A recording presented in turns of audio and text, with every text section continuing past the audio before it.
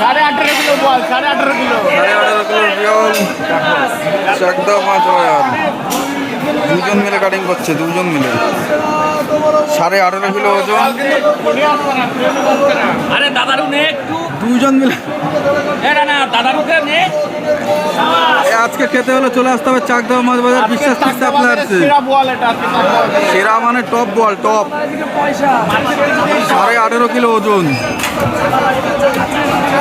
মাছের দিক থেকে আজকে top বল আজকে। 18 কিলো 500, 18 কিলো 500। কালার কি চমচম বল, চমচম বল। চমচমের মতন কালার একদম। ও মাছের কালার কি?